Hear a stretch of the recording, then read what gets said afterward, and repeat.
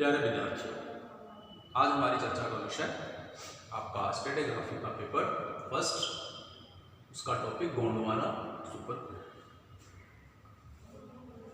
विद्यार्थियों, हमने इससे पहले की क्लास में गोंडवाना सुपर ग्रुप को समझने का प्रयास किया। हमने उसके ओरिजिन से रिलेटेड बातें की कि किस प्रकार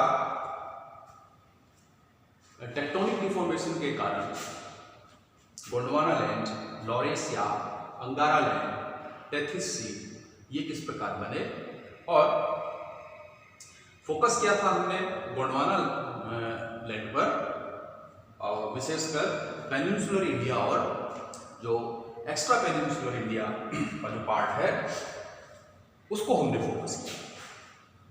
तो आज हम बात करने वाले हैं इसी गोंडवाना सुपर ग्रुप की क्लासिफिकेशन, उसका डिस्ट्रीब्यूशन, और इस सुपर ग्रुप में जो मिलने वाली जो रॉक्स हैं उनका डिस्ट्रीब्यूशन।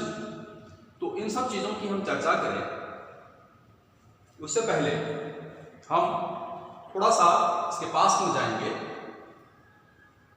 कि ये गोंडवाना सुपर ग्रुप की जो रॉक्स हैं वो बनी कैसे, उनका ओरिजिन किस तरह से हुआ। तो इसके लिए देखिए, जो हर्सिनियन टाइम पीरियड था या वेरिस्कन टाइम पीरियड था, उन दोनों टाइम पीरियड्स में टेक्टोनिक डिस्टर्बेंसेस के कारण जो पेनिनसुलर पार्ट है इंडिया का, वो उस हलचल में आया, और उस डिस्टरबेंस या हलचल के कारण वहां 3 फॉल्ट वैलीज का निर्माण हुआ, जो दामोदर, महानदी और गोदावरी के नाम से वो जाना गया। साथ के साथ ये जो 3 फॉल्ट वैलीज बने और उनके ऊपर जो जंगल था वनस्पतियों का, वो भी धीरे धीरे उस डिस्टरबेंस के कारण वे भी धंसते गए। और इसके साथ साथ ही दामोदर, गोदावरी और ये महानदी रिवर में जो है सेडिमेंट्स का डिपोजिशन भी प्रारंभ हो गया, यानी कि डिपोजिशन भी होने लग गया। तो जो प्लांट्स थे उस फॉल्ट वैलीज के ऊपर के जो प्लांट्स थे उनके ऊपर सेडिमेंट्स का डिपोजिशन वो प्रारंभ हो गया। गोदावरी रिवर, महानदी रिवर और जो दामोदर रिवर है उसमें। अब इस डिपोजिशन के कारण जो प्लांट्स थे वो सेडिमेंट्स के मलबों के नीचे दबते चले गए, और एक लंबे टाइम पीरियड के बाद और अर्थ इंटीरियर की टेम्परेचर के कारण, गर्मी के कारण और उन सेडिमेंट्स के प्रेशर के कारण, भार के कारण, वो जो मलबा जो दबा उन सेडिमेंट्स का उन वनस्पतियों पर, तो उससे हमें कोयले के संचित भंडार हमें आज भी मिलते हैं, उससे कोयला हमको मिला। तो यही कारण है कि भारत के जो संचित कोयला भंडार है उसका लगभग 98% इन्हीं फॉल्ट वैलीज से हमें मिलता है। और इसके बाद फिर से क्या हुआ कि इस पूरे रीजन का ग्लेशिएशन हुआ, यानी हिमानीकरण हुआ। इसका उदाहरण आप जो पंचेट सीरीज है उसमें जो हमें फेल्सपार मिलते हैं उससे आप इसको प्रमाणित कर सकते हैं। इसके बाद ये पूरा भूभाग जो है वो डेजर्ट के रूप में चेंज होकर ट्राइसिक काल में फिर ये अपलिफ्ट हुआ। यहाँ डेजर्ट में इरोजन के द्वारा लगभग 5000 फीट की गहराई तक लोअर गोंडवाना की जो रॉक्स हैं वो इरोडेड हो गई। और उसमें जो है हमें बिना प्लांट्स के जो है वो सैंडस्टोन की रॉक्स ज़्यादातर हमको उसमें मिलती है। तो इस प्रकार से हम कह सकते हैं कि टेक्टोनिक डिस्टर्बेंसेस या मूवमेंट के कारण जो है वो गोदावरी, महानदी और ये जो दामोदर वैली है वहाँ डिपोजिशन होना शुरू हुआ और प्लांट्स के ऊपर जो सेडिमेंट्स का डिपोजिशन हुआ उससे हमें कई तरह के फॉसिल्स और साथ में आपके जो कोल के जो रिजर्वेयर हैं वो हमें मिलते हैं। अब इसके बाद हम थोड़ी सी चर्चा करें कि इनका जो डिस्ट्रीब्यूशन है गोंडवाना का वो किस प्रकार का है, हमें इंडिया में कहाँ कहाँ हमें ये गोंडवाना सुपर ग्रुप की जो रॉक्स हैं वो हमें मिलती हैं। इसके लिए हम ये कह सकते हैं कि पेनिनसुलर इंडिया के विभिन्न रीजन्स में गोंडवाना युग की चट्टानों का वितरण या डिस्ट्रीब्यूशन हमको मिलता है, जिनमें 3 रिवर वैलीज में ये मुख्य रूप से हमें मिलते हैं। पहला है झारखंड और बंगाल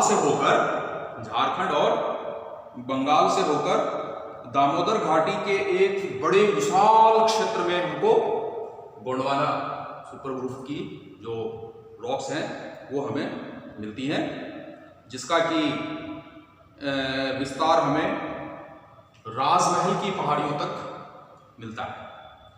दूसरा जो है वो है मध्य प्रदेश, छत्तीसगढ़ एवं उड़ीसा का एक बहुत बड़ा रीजन है जिनमें से होकर की महानदी गुजरती है, वहाँ हमें इस प्रकार की जो रॉक्स हैं वो हमें मिलती हैं। और तीसरा जो पैच है इसका वो है गोदावरी घाटी के लंबे ट्रफ से लेके जिसका कि विस्तार नागपुर यानी महाराष्ट्र वाला इलाका जो है नागपुर से होकर और गोदावरी डेल्टा तक हमें मिलता है, वहाँ हमें इस प्रकार की रॉक्स का भंडार मिलता है। इसके अलावा आपका पंजाब की जो नमक की चट्टानें हैं, पहाड़ियाँ हैं, वो हो गया, आसाम हो गया, कश्मीर हजारा वाला इलाका हो गया। तो ये जो रीजन है, इलाका है, इन सब में भी हमको गोंडवाना सुपर ग्रुप की जो रॉक्स हैं वो हमें मिलती है। इसको यदि हम थोड़ा सा मैप से समझने का प्रयास करें तो आप देख सकते हैं इस मैप में कि 3 जो मेन रीजन है, पहला जो आपका दामोदर घाटी वाला है वो पश्चिम बंगाल और झारखंड वाला जो इलाका है ये इस एरिया को कवर करेगा। दूसरा आपका जो महानदी वाला है वो आपका ये उड़ीसा, छत्तीसगढ़ और ये मध्य प्रदेश वाला ये जो रीजन है इस रीजन में। और तीसरा महाराष्ट्र वाला जो इलाका है वो आपको मिलेगा। इसके अलावा आपका ये थोड़ा सा राजस्थान का पोर्शन है, ये पंजाब वाला इलाका, और ये गुजरात पंजाब वाला। फिर आप इधर जम्मू कश्मीर की तरफ आए, इधर आप जो है ये आसाम वाला जो इलाका है, तो इन सब जगहों पर जो है वो आपको गोंडवाना सुपर ग्रुप की जो रॉक्स हैं वो सब देखने को मिलेंगे।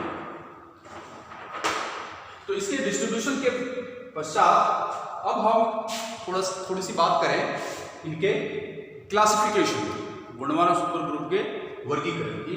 तो हम इसमें जब हम इसके वर्गीकरण की बात करते हैं तो हम इसमें 2 तरह का क्लासिफिकेशन पढ़ेंगे। एक तो है 2-फोल्ड क्लासिफिकेशन, द्विस्तरीय वर्गीकरण, और दूसरा है 3-फोल्ड क्लासिफिकेशन या त्रिस्तरीय वर्गीकरण। इसमें हमने एक टेबल फॉर्म में हम इसको समझेंगे। पीरियड्स, कौन से पीरियड का हम वर्गीकरण कर रहे हैं, और फिर उसका स्टैंडर्ड स्ट्रेटिग्राफिक स्केल, उसमें स्टेज उसकी क्या है और उसमें कौन सी सीरीज मिलती है, और इसी पीरियड में जो ये गोंडवाना सुपर ग्रुप है उसकी स्टेज और सीरीज क्या है। तो इसको हम एक तालिका में या टेबल फॉर्म में हम इसको एक समझने का अभी हम थोड़ा सा प्रयास करेंगे। तो इसके लिए जो आपका टू फोल्ड क्लासिफिकेशन है वो जियोलॉजिकल सर्वे ऑफ इंडिया ने फॉसिल्स के एविडेंस के आधार पर जो हमें फॉसिल्स मिलते हैं गोंडवाना सुपर ग्रुप में, तो उन फॉसिल्स के एविडेंस के आधार पर जीएसआई यानी जियोलॉजिकल सर्वे ऑफ इंडिया जो है उसने गोंडवाना सुपर ग्रुप को लोअर और अपर, लोअर गोंडवाना और अपर गोंडवाना में उन्होंने दो भागों में उसको डिवाइड किया। इस चीज को जियोलॉजिस्ट सीएम फैक्स ने भी जो है वो इसका समर्थन किया, और इसका जो क्लासिफिकेशन है वो लोअर गोंडवाना में तो ग्लोसोपटेरिस और ऊपरी अपर गोंडवाना में टिलोफाइलम नामक वनस्पतियों के विभाजन से किया है। यानी कि लोअर गोंडवाना में तो ग्लोसोपटेरिस और अपर गोंडवाना में गैंगोपटेरिस नामक जो प्लांट फॉसिल्स है उसके आधार पर इसको विभाजित किया है। साथ ही लोअर गोंडवाना के विपरीत जो अपर गोंडवाना है को पर्मियन जो टाइम पीरियड के बाद जो इसमें निक्षेपण हुआ है, ये फोल्डिंग एवं फॉल्टिंग के प्रमाण भी हमको इसमें मिलते हैं। फोल्डिंग और फॉल्टिंग की जो एविडेंस है वो भी हमें इसमें मिलते हैं। इसी प्रकार से जब हम इसकी क्लासिफिकेशन की बात करें तो आप देखिए कि जो लोअर गोंडवाना है, लोअर गोंडवाना में आप कार्बोनिफेरस और पर्मियन टाइम पीरियड देख रहे हैं। तो कार्बोनिफेरस पीरियड में जो है वो जो इसकी सीरीज है वो है तालचेर, है ना। और ये तालचेर दो में डिवाइड है, रेकबा और तालचेर बोल्डर वैली, इसको कारहरबारी स्टेज भी कहा गया है। उसी तरह से पर्मियन है, उसको आपने स्टैंडर्ड स्ट्रेटिग्राफिक स्केल के रूप में लोअर, मिडिल और अपर में डिवाइड कर रखा है। इसकी सीरीज का जो नाम है वो है दामोदा, और इस दामोदा सीरीज में आपको कारहरबारी, भास्कर और बैरन, ये आयरन स्टोन मिलता है इसमें, और रानीगंज, ये 4 स्टेज में आपने डिवाइड कर रखा है। उसी तरह से जो अपर गोंडवाना है, अपर गोंडवाना के ट्राइसिक टाइम पीरियड में आपने पंचेट और महादेव 2 सीरीज है, और इनकी जो स्टेज है वो पंचेट, पचमढ़ी और बालेरी है।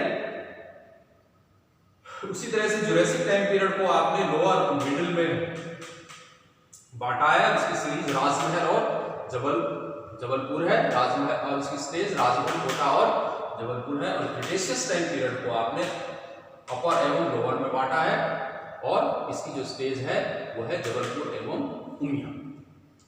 इसी तरह से जो थ्री फोल्ड क्लासिफिकेशन है, त्रिस्तरीय वर्गीकरण जो है वो त्रिस्तरीय वर्गीकरण में या थ्री फोल्ड क्लासिफिकेशन में आप ये कह सकते हैं कि जो फेरिस मेंटल साइंटिस्ट है ने इसको 3 भागों में बांटा, लोअर गोंडवाना, मिडिल गोंडवाना और अपर गोंडवाना। ये 3 पार्ट्स में थ्री फोल्ड डिवाइड है, इसीलिए हम इसको थ्री फोल्ड कहते हैं क्योंकि ये 3 भागों में डिवाइड है। पर्मियन, ट्राइसिक और जुरासिक, मेन रूप से ये कौन कौन सी में है, पर्मियन, ट्राइसिक और जुरासिक, 3 पीरियड में इसको हमने डिवाइड कर रखा है। और इसमें भी जो लोअर गोंडवाना है, लोअर गोंडवाना में जो इसकी सीरीज है वो तालचेर स्टेजेस हैं, तो तालचेर, दामोदा, पंचेट, महादेव, बालेरी, कोटा, राजमहल, जबलपुर, उमिया, ये इसकी स्टेजेस हैं। अब हम थोड़ा सा देखेंगे कि इसकी जो ये अलग अलग स्टेजेस हैं या अलग अलग इसकी जो सीरीज है उन अलग अलग स्टेजेस और सीरीज में किस किस प्रकार की जो रॉक्स हैं वो हमको मिलती हैं। तो सबसे पहले हम स्टार्ट करेंगे, जैसे लोअर गोंडवाना है, लोअर गोंडवाना शैल समूहों को हम तालचेर और दामोदा ये दो स्टेज में हम इसको बांटते हैं। तो तालचेर वाला जो स्टेज है ये लोअर गोंडवाना की सबसे नीचे की रॉक्स की ये संस्तरें हैं, बेड्स हैं, जो तालचेर एवं करहरवाड़ी नामक दो स्टेजों में, तालचेर एवं करहरवाड़ी नामक दो स्टेजों में ये डिवाइड है ना।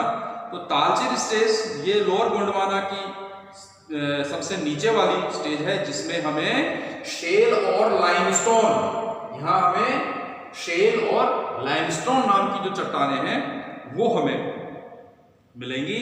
और जो कारहरवाड़ी स्टेज है, कारहरवाड़ी स्टेज ये ऊपर तालचेर के ऊपर स्थित है और यहाँ हमें ग्रेट, कॉन्ग्लोमरेट, शेल और सैंडस्टोन ये हमको मिलेगी कारहरवाड़ी स्टेज में।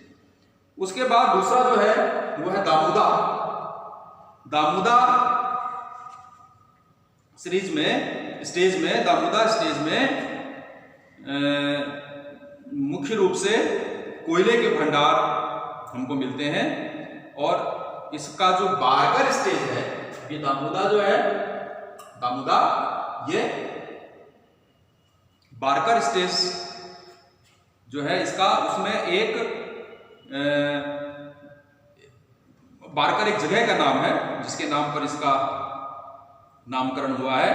और यहाँ जो हमें कोयले की जो इसकी किस्म है वो इतनी ज़्यादा अच्छी हमको नहीं मिलती है, लेकिन मुख्य रूप से यहाँ बालू पत्थर और शेल है वो हमको मिलता है, बालू पत्थर और शेल।